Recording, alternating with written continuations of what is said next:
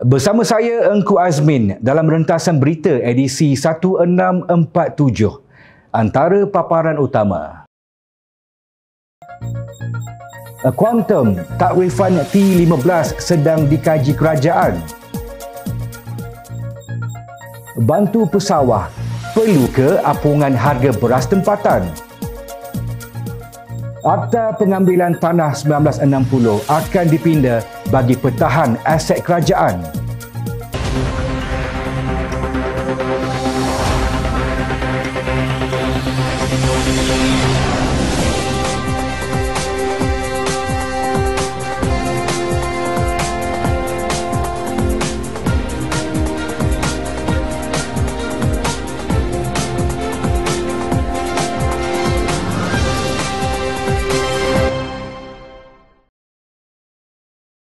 Assalamualaikum dan salam sejahtera.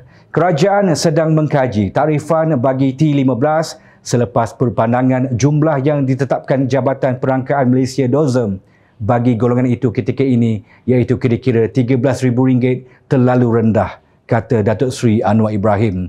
Perdana Menteri berkata perkara itu sedang dibincangkan oleh Kementerian Keuangan, Kementerian Ekonomi, Kementerian Perdagangan Dalam Negeri dan Kos Sara Hidup KPDN dan jabatan berkaitan bagi menaikkan sedikit kuantum T15 supaya tidak membebankan dan pendapatan seisi keluarga tidak terikat dengan takrifan sedia ada.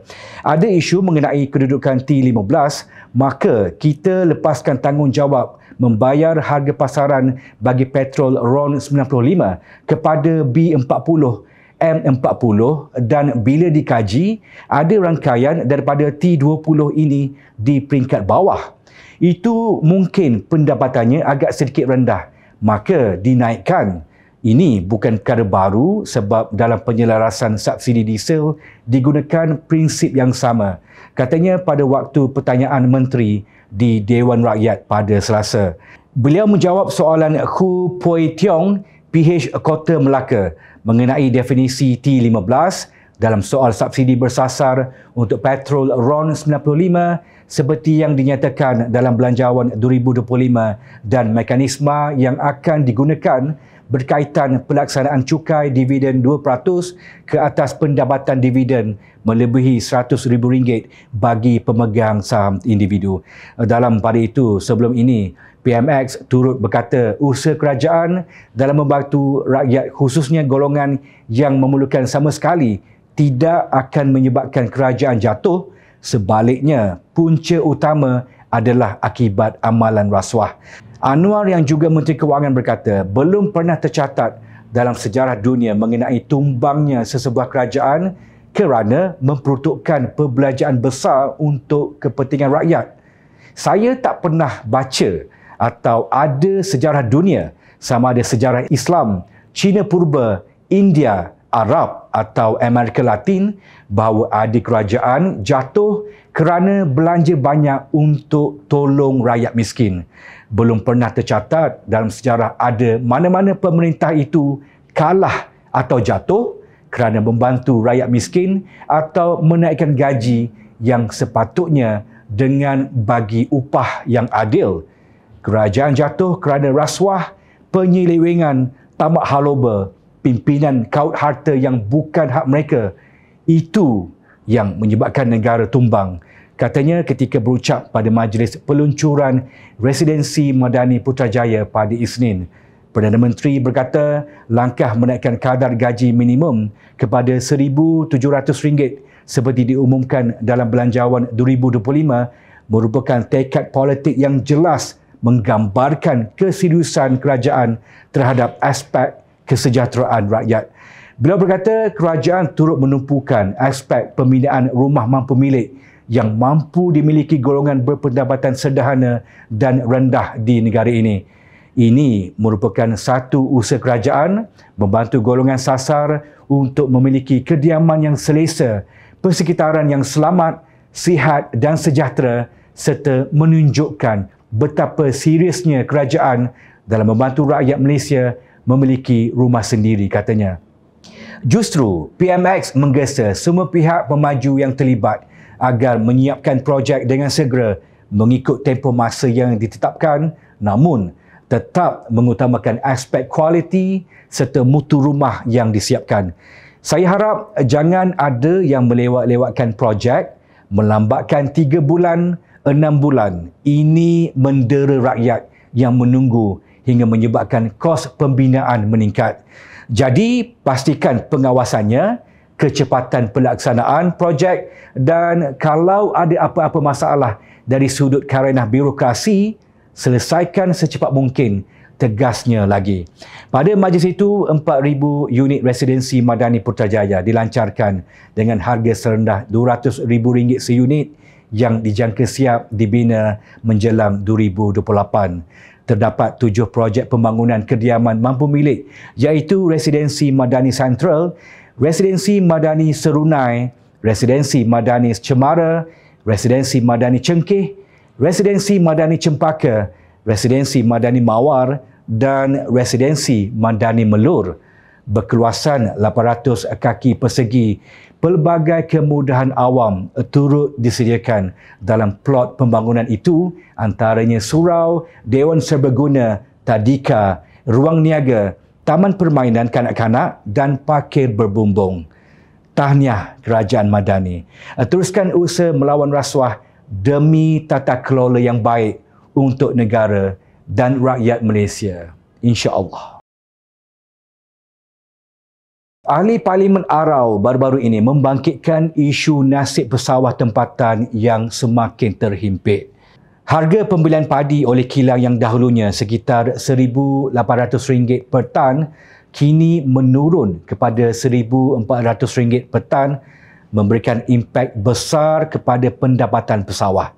Tambahan pula, kos baja dan kos penyelenggaraan jentera terus meningkat, tetapi harga jualan padi kekal menyebabkan keuntungan pesawah semakin mengecil walaupun kos sara hidup meningkat. Pesawah biasanya menjual padi kepada kilang yang menawarkan harga terbaik.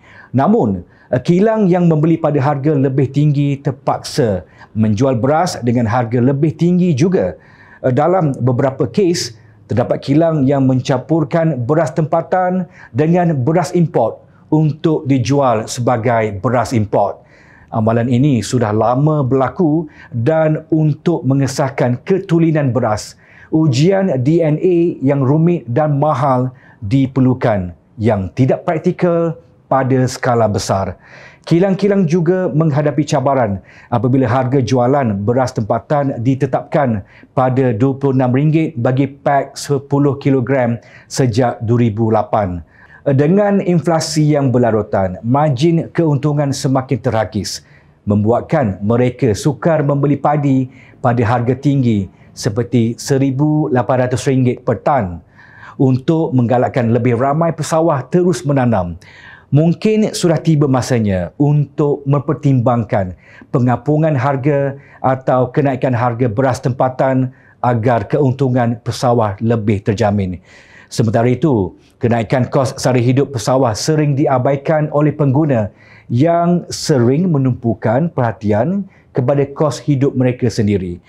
Jika pekerja menikmati gaji minimum dan kenaikan gaji progresif, pesawah pula jarang mendapat jaminan pendapatan yang setara. Kerajaan telah menyediakan pelbagai bantuan seperti subsidi RM500 per tan untuk pesawah, sebelumnya RM350, allowance sara hidup, subsidi input pertanian dan penyelenggaraan saliran. Pada tahun 2023 sahaja, kerajaan memperuntukkan RM1.5 bilion untuk menyokong sektor ini. Walau bagaimanapun, tahap self-sufficiency level SSL beras tempatan bagi tempoh 2000 hingga 2022 hanya sekitar 65%. Untuk mencapai SSL 100% bagi keselamatan makanan negara, pelan jangka panjang perlu dilaksanakan dan bukannya diharapkan dalam 1 atau 2 tahun. Sejak dahulu, kerajaan memilih untuk mengimport beras kerana kosnya yang lebih murah. Presiden Bersatu Tan Sri Mahyadin Mat Yassin pernah menyatakan bahawa pada zamannya tiada masalah ini.